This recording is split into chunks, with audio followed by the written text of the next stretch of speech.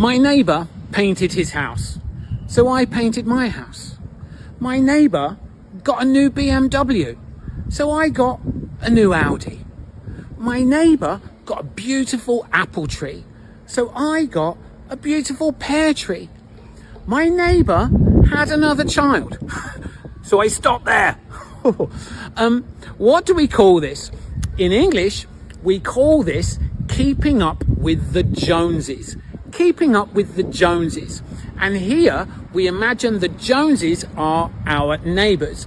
And the Joneses is how we talk about families in the UK. So you might have heard of the Smiths or the Kardashians. So we use the family name to talk about a family name. And we have this idea of you're trying to keep up with your neighbour or with other people.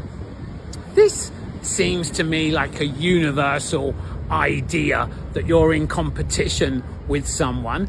In English, it's keeping up with the Joneses. But I'm curious, do you have a phrase that describes this idea? How do you say that in your language?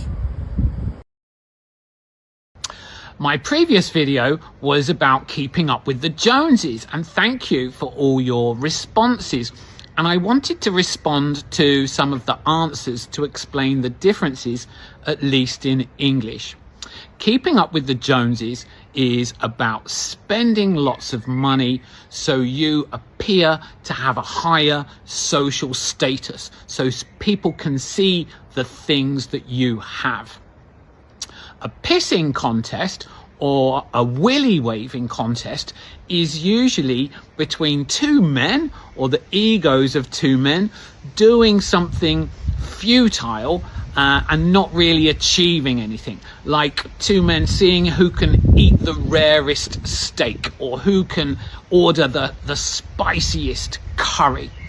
And it's kind of very negative. What's very different is the grass is always greener, and a lot of people said this.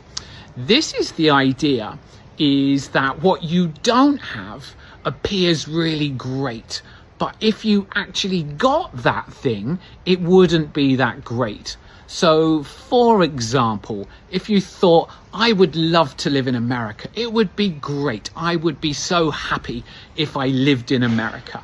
And then if you move to America, you might say, oh, there's lots of people being shot and it's very expensive to have healthcare and various other problems that you might have. So the grass is always greener is about advice to someone, and it's very similar to, in English, we'd say, be careful what you wish for. So it's quite a different idea. But again, thanks for all the responses.